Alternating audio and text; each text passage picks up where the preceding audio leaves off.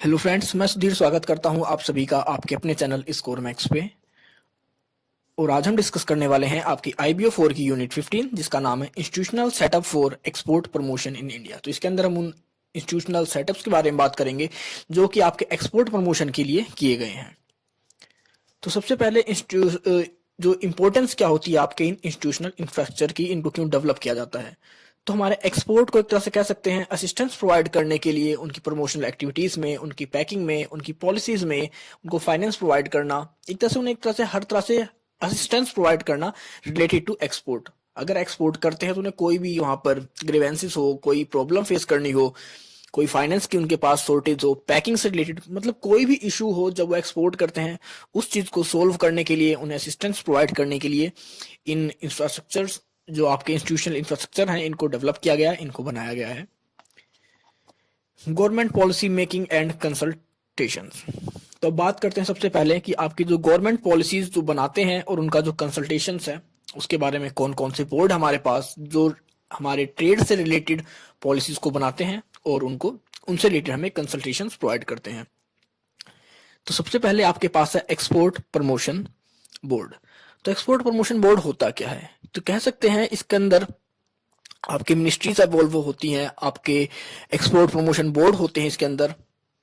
और इसका जो आपका चेयरमैन होता है वो कैबिनेट सेक्रेटरी होता है। वो आपको पॉलिसीज प्रोवाइड करता है, आपसे रिलेटेड ट्रेड से रिलेटेड पॉलिसीज बनाता है, इंफ्रास्ट्रक्चर सपोर्ट प्रोवाइड करता है हमारे एक्सपोर्टर्स को।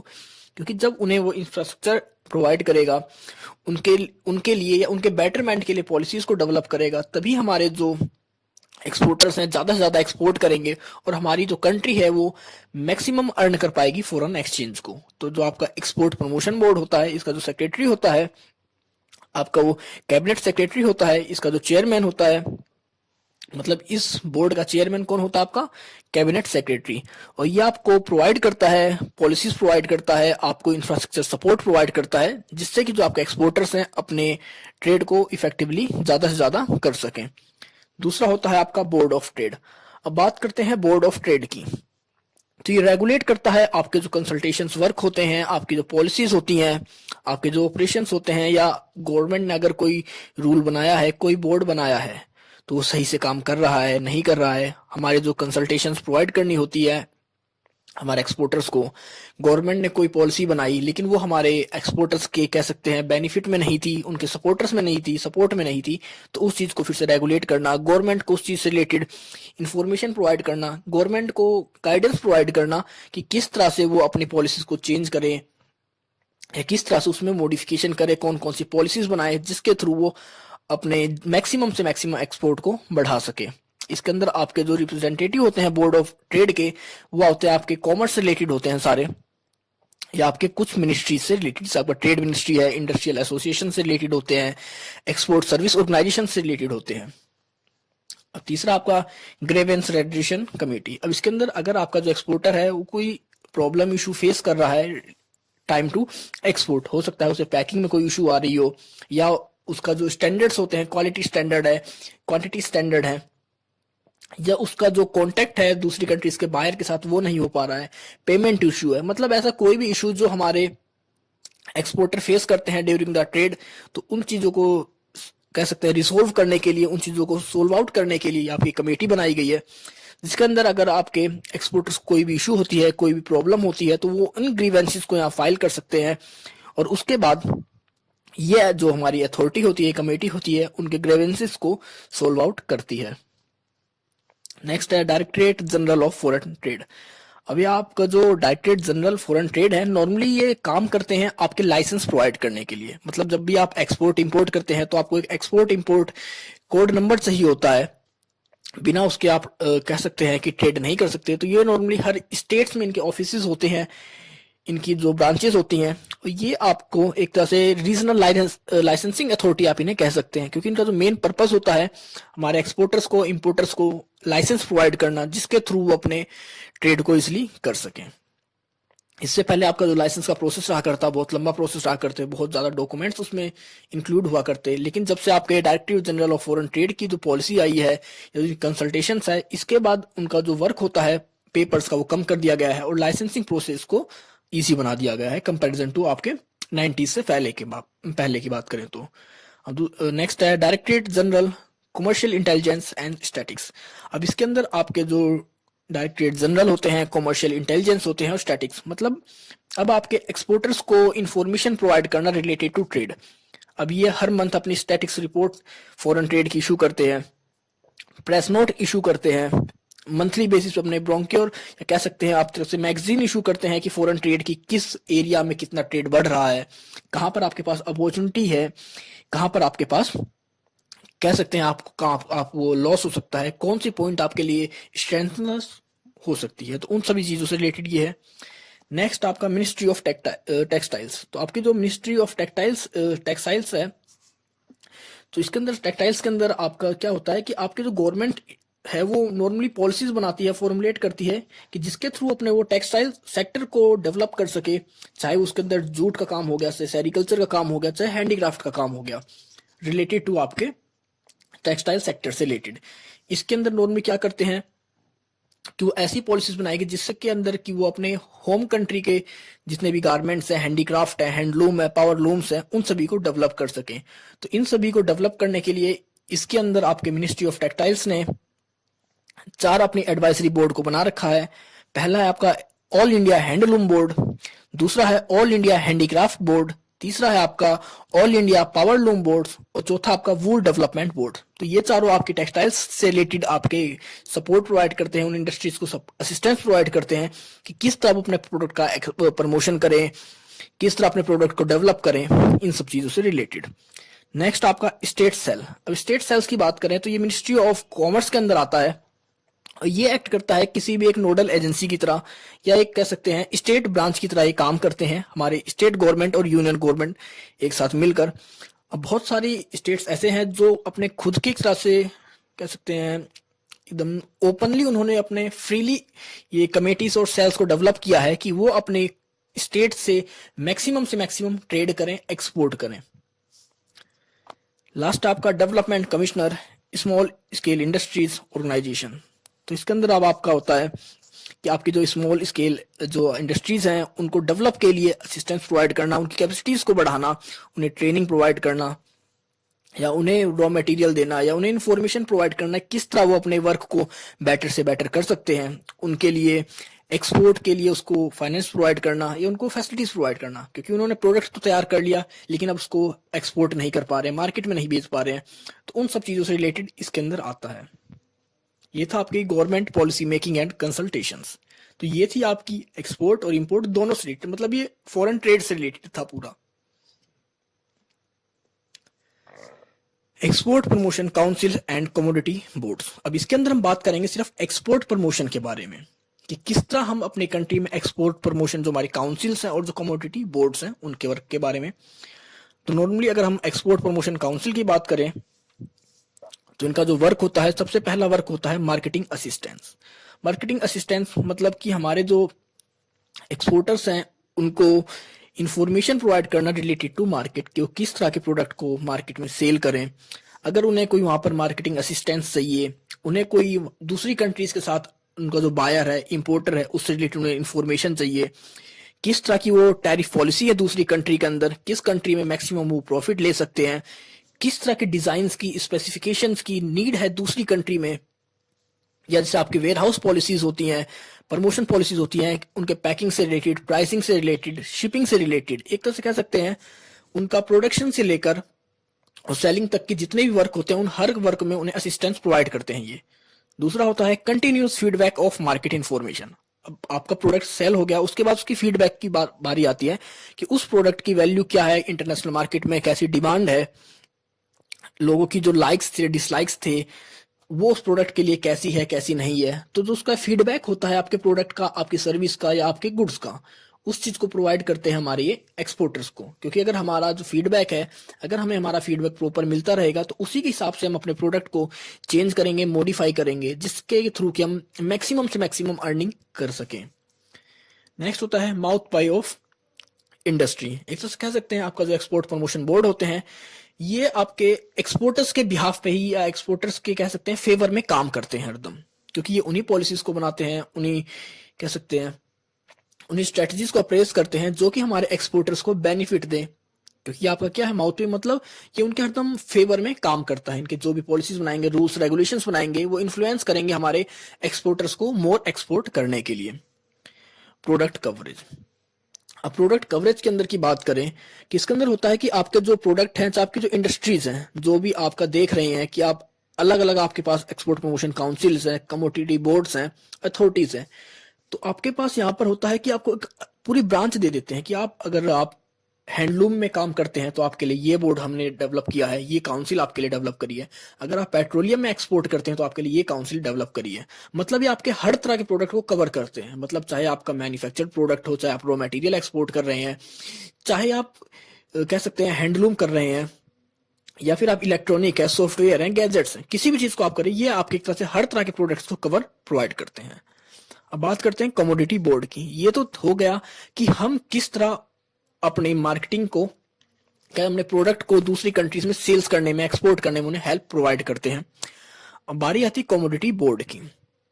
कमोडिटी बोर्ड की बात करें तो इसके अंदर होता है कि आपके पास लिमिटेड रिसोर्स है, मतलब आपके पास लैंड तो लिमिटेड है, लेकिन आप उसके अंदर किस तरह मैक्सिमम से मैक्सिमम अपनी अर्निंग, अपनी ग्रोथ बढ़ा सकते हैं अपने प्रोडक्ट से रिलेटेड। तो इसके अंदर हमारे जो एक्सपोर्टर्स हैं उनको कमोडिटी बोर्ड से रिलेटेड कह सकते हैं, जो रिस्पॉन्सिबल होते हैं आपके development of cultivation, increased productivity, processing और रिसर्च के कामों से रिलेटेड, जो कि आपका कमोडिटी का होता है कि किस तरह अपनी खेती को बढ़ाएं, किस तरह उसके कह सकते हैं उसकी सिंचाई करें, उसकी प्रोसेसिंग किस तरह करें अपने कमोडिटी प्रोडक्ट्स की। उन सभी चीजों के लिए इस बोर्ड को बनाया गया है।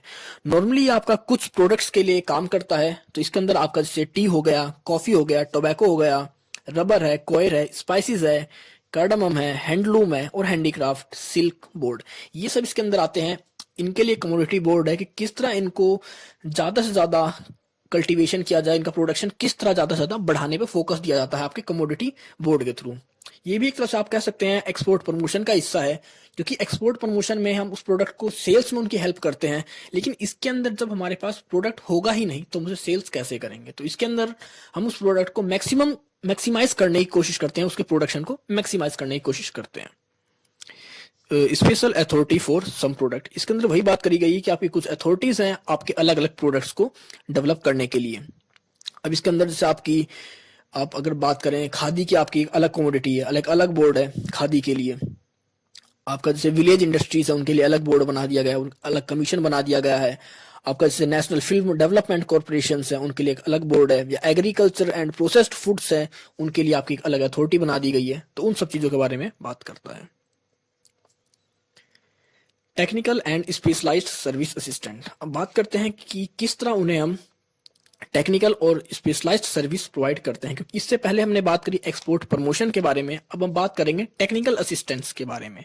तो सबसे पहला होता है इंडियन इंस्टीट्यूट ऑफ पैकिंग। तो हमारा जब एक्सपोर्टर होता है उसे नहीं पता कि उसके प्रोडक्ट की किस तरह जो पैकिंग होती है, क्या डिमांड है इंटरनेशनल मार्केट में, किस तरह उसे पैकिंग करनी है, किन इंटरनेशनल स्टैंडर्ड्स को फिलफिल करना होता है ट्रेड के दौरान। तो हमारा जो इंडियन इंस्टीट्यूट ऑफ पैकिंग होता है हमारे एक्सपोर्टर्स को ट्रेनिंग प्रोवाइड करता है, डाटा प्रोवाइड करता है या हेल्प प्रोवाइड करता है रिलेटेड टू पैकिंग, कि किस तरह वो अपने प्रोडक्ट की पैकिंग्स को करे, किस तरह अपनी कॉस्ट को घटाए। क्योंकि पैकिंग जो होती है, अगर आप पैकिंग को एफिशिएंटली करते हैं तो आपकी जो कॉस्ट होती है वो कम हो जाती है और आपका जो प्रॉफिट बढ़ता है। और अगर आप पैकिंग में बहुत ज्यादा एक्सपेंस कर देते हैं आपकी, फिर वो प्रॉफिट को घटा देता है। तो ये एक तरह से असिस्टेंस प्रोवाइड करता है कि हमारे एक्सपोर्टर्स को वो अपनी किस तरह पैकिंग को करें उन चीजों से रिलेटेड। अब दूसरी बात करते हैं export inspection council and agencies. अब इसके अंदर आपका जो प्रोडक्ट होता है उसकी क्वालिटी के बारे में बात करी जाती है कि किस तरह के प्रोडक्ट की क्वालिटी की दूसरी कंट्रीज में नीड है, वो किस तरह के प्रोडक्ट की डिमांड करते हैं, आपका प्रोडक्ट किस तरह उस स्टैंडर्ड को फिलफिल कर सकता है। इसके अंदर आपकी जो एजेंसी है, ये काउंसिल है, हमारे एक्सपोर्टर्स को उनके गुड्स की इंस्पेक्शन की फैसिलिटी प्रोवाइड करती है। और इसके अंदर आपके जो प्रोडक्ट्स को चेक करते हैं वो आपके ऑथराइज एजेंट्स होते हैं गवर्नमेंट के, एक्सपोर्ट इंस्पेक्शन एजेंसीज के। वो आपको इन्फॉर्मेशन प्रोवाइड करते हैं कि आप किस तरह के प्रोडक्ट का यूज करें, किस तरह अपनी क्वालिटी को इम्प्रूव करें, अपने प्रोडक्ट को बेटर बनाएं, जिसके थ्रू कि वो इंटरनेशनल मार्केट में लंबे टाइम तक एक्सपोर्ट हो सके या उस पर अपनी अलग ही वैल्यू, अलग ब्रांड बना सके।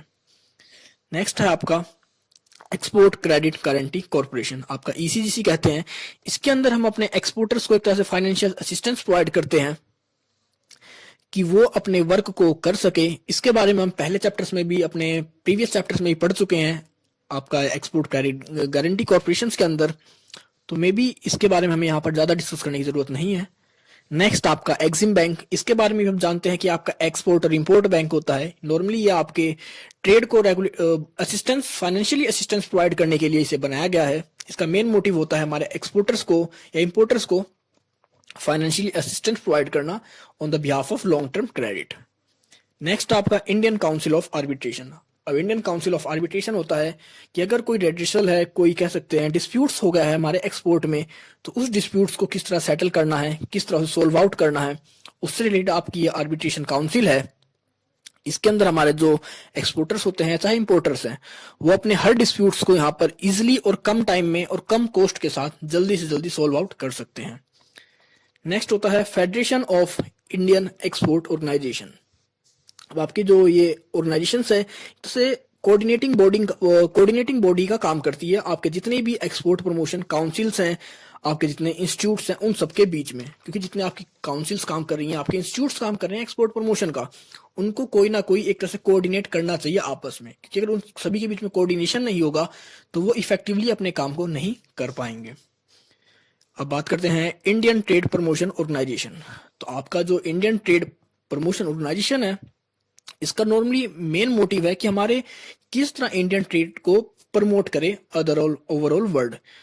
तो इसका नॉर्मली अगर आप देखते हैं आपके ट्रेड फेयर्स कहीं लगे होते हैं, तो वो सब इन्हीं के काम होते हैं। नॉर्मली इनके जो काम होते हैं या इनके जो ऑब्जेक्टिव्स होते हैं आईटीपीओ के या इंडियन ट्रेड प्रमोशन ऑर्गेनाइजेशंस के, जैसे ट्रेड फेयर ऑर्गेनाइज करना, आपके सेलर और बायर मीट्स को अरेंज करना, असिस्टेंस टेक्निकल असिस्टेंस प्रोवाइड करना related to development and adaptations, encourage करना हमारे मीडियम स्केल और स्मॉल स्केल इंडस्ट्रीज को एक्सपोर्ट यूनिट्स के लिए।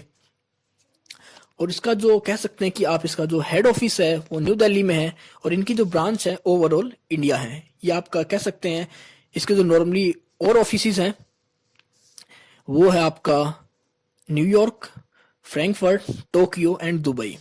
तो ये एक तरह से आपका असिस्टेंस प्रोवाइड करता है प्रमोशन के लिए आपके एक्सपोर्टर्स को।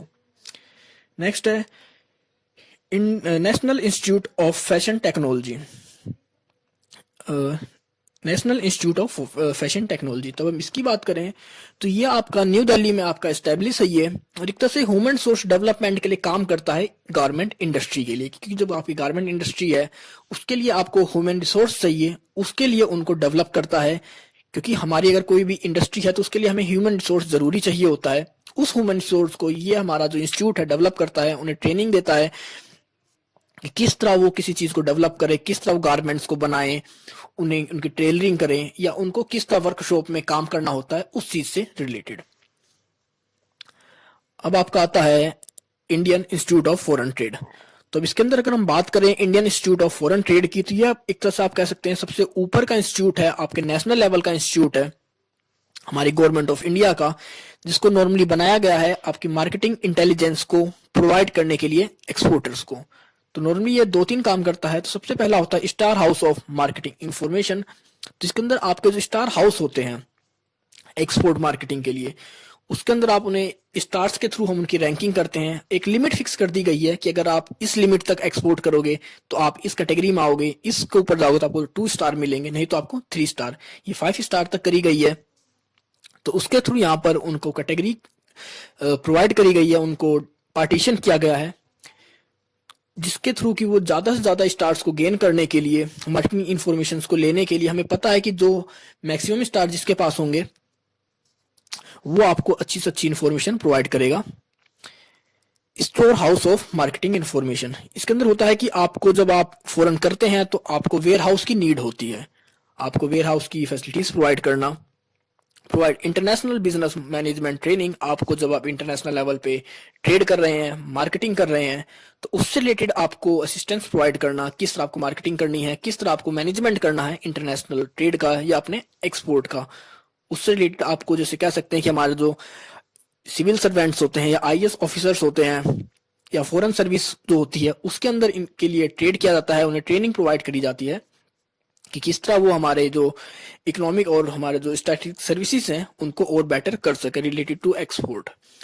इसमें एक काम और होता है कि आपका advices government on trade policies, हमारी गवर्नमेंट को ये एडवाइस प्रोवाइड करते हैं कि वो किस तरह ट्रेड पॉलिसीज को बनाएं। ये सारे थे आपके national institute of foreign trade के बारे में। तो इसके अंदर क्या होता है कि एक तरह से वेयर हाउस की फैसिलिटीज प्रोवाइड करते हैं हमारे एक्सपोर्टर्स को, उन्हें इंटरनेशनल लेवल पे किस तरह ट्रेड करना है, उन्हें ट्रेनिंग प्रोवाइड करते हैं मैनेजमेंट की, और फिर हमारी गवर्नमेंट को असिस्टेंस प्रोवाइड करते हैं, एडवाइस देते हैं related to trade policies. Last आपका national centre for trade information. तो अगर हम बात करें कि ये एक तरह से जॉइंट वेंचर है आपका, ये ITPO and national information centre का। इसे बनाया गया था आपके कह सकते हैं कि लेटेस्ट आपका जो ट्रेड चल रहा है, जो बिजनेस इन्वायरमेंट है, उसकी इन्फॉर्मेशन को कलेक्ट करने के लिए, क्योंकि जब तक आपके एक्सपोर्टर्स के पास एक्यूरेट इन्फॉर्मेशन ना हो रिलेटेड टू इंटरनेशनल ट्रेड, तो उस कंडीशन में वो इजिली ट्रेड नहीं कर पाएंगे। तो आपका जो national centre for trade information है, ये जॉइंट वेंचर है आईटीपीओ एंड एनआईसी, मतलब नेशनल इंफॉर्मेशन सिस्टम का। और इससे बनाया गया था कि आपको जो ट्रेड से रिलेटेड लेटेस्ट इंफॉर्मेशन है, डाटा है, इकोनॉमिक इंफॉर्मेशन है, हमारे एक्सपोर्टर्स को प्रोवाइड करें, जिसके थ्रू वो अपने एक्सपोर्ट को ज्यादा से ज्यादा कर सकें। अब commercial wing of Indian embassies. अब जब हम दूसरी कंट्री के साथ एक्सपोर्ट करते हैं तो दूसरी कंट्री में हमारी जो एम्बेसीज हैं उनके अंदर भी एक कॉमर्शियल विंग्स को एस्टेब्लिश किया गया है।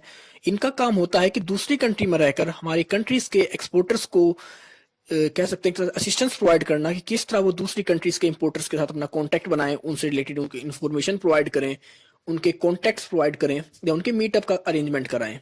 तो इस तरह से जितनी भी आपकी दूसरी कंट्री में हमारे एक्सपोर्टर्स को जो हेल्प चाहिए होती है रिलेटेड टू ट्रेड, उस चीज के लिए काम करती है हमारी इंडियन एम्बेसीज की कॉमर्शियल विंग। दूसरा है government participation in foreign trade. अब कुछ ऐसे डिपार्टमेंट है, कुछ ऐसे कह सकते हैं मेटल्स हैं, कुछ ऐसे ऑब्जेक्ट्स हैं, कमोडिटीज हैं, जिनके अंदर हमारी अब गवर्नमेंट भी पार्टिसिपेशन कर रही है फॉरेन ट्रेड को बढ़ाने के लिए। जैसे आपकी हम मेटल स्क्रैप की बात करें या आपके हैंडलूम की बात करें, जैसे आपका खादी इस टाइम पे है, स्पाइसेस हैं, आपके ट्रेडिंग कॉर्पोरेशन हैं, या आपकी हम बात करें जो इक्विपमेंट कॉर्पोरेशन है, टी ट्रेडिंग है, इन सब में क्या है हमारी गवर्नमेंट वर्क करती है इसमें मैक्सिमम, क्योंकि ये हमारे प्राइवेट सेक्टर्स में इतना वर्क नहीं है, लेकिन हमारी जो गवर्नमेंट है इन चीजों को बहुत ज्यादा बढ़ावा दे रही है, एनकरेज कर रही है। जैसे कि आप देख भी सकते हैं आजकल आपका जो खादी है उसको बहुत ज्यादा बढ़ाया जा रहा है। वो कौन कर रहा है? वो हमारी गवर्नमेंट पार्टिसिपेशन है फॉरेन ट्रेड के अंदर। अब बात करते हैं organisation setup in the states. अब ऑर्गेनाइजेशन सेटअप इन स्टेट्स का मतलब क्या है कि अब आपके जो स्टेट्स हैं वो हर स्टेट्स अपने स्टेट्स के एक्सपोर्ट को बढ़ाने के लिए, अपने स्टेट्स की अर्निंग को बढ़ाने के लिए कुछ ना कुछ ऐसे पॉलिसीज बना रहा है, फाइनेंशियल असिस्टेंस प्रोवाइड कर रहा है, इंडिपेंडेंट होकर डिपार्टमेंट ऑफ कॉमर्स से, मतलब डिपार्टमेंट ऑफ कॉमर्स से वो एकदम अलग होकर इंडिपेंडेंट होकर काम कर रहा है अपने स्टेट्स के एक्सपोर्ट को बढ़ाने के लिए। उन्होंने अपने स्टेट ने अपने एक्सपोर्ट प्रमोशन बोर्ड्स को बना रखा है, एक्सपोर्ट कॉर्पोरेशंस हैं जो कि उस स्टेट्स के एक्सपोर्ट को बढ़ा रही हैं, उनकी प्रमोशन एडवाइजरी की भी कमेटी है उनके पास, और काफी स्टेट्स हैं जो कि आपके चेयरमैनशिप जो होती है सीएम की और आपकी क्या कह सकते हैं आपको इंडस्ट्रियल मिनिस्ट्री की। तो इसके अंदर जो इसकी चेयरमैनशिप होती है, जो इंस्टीट्यूट्स की होती है, जो आपकी कमीशन है या आपकी जो भी कमेटीज हैं, या तो आपके सीएम के अंदर होते हैं, इनकी चेयरमैनशिप के अंडर वर्क करते हैं, या फिर ये इंडस्ट्रियल मिनिस्टर के अंदर काम करते हैं। तो नॉर्मली अब बहुत सारे स्टेट्स हैं जो अपने आप में गवर्नमेंट के अलावा भी अपने एक्सपोर्ट को बढ़ा रहे हैं, क्योंकि हर कोई स्टेट जानता है अगर उसका एक्सपोर्ट बढ़ेगा तो उसका जो रिवेन्यू है, उसकी जो अर्निंग है, वो भी उसे ज्यादा से ज्यादा मिलेगी। तो ये थी आपकी यूनिट 15। आई होप आपको सब कुछ समझ में आ गया होगा। अगर आपको कोई इशू है, कोई डाउट है, तो कमेंट सेक्शन में कमेंट कर मुझसे पूछ सकते हैं, नहीं तो आप मुझे मेरे इंस्टाग्राम अकाउंट पर फॉलो कर सकते हैं। तो मिलते हैं जल्दी एक नई वीडियो के साथ, तब तक के लिए take care, good bye friends.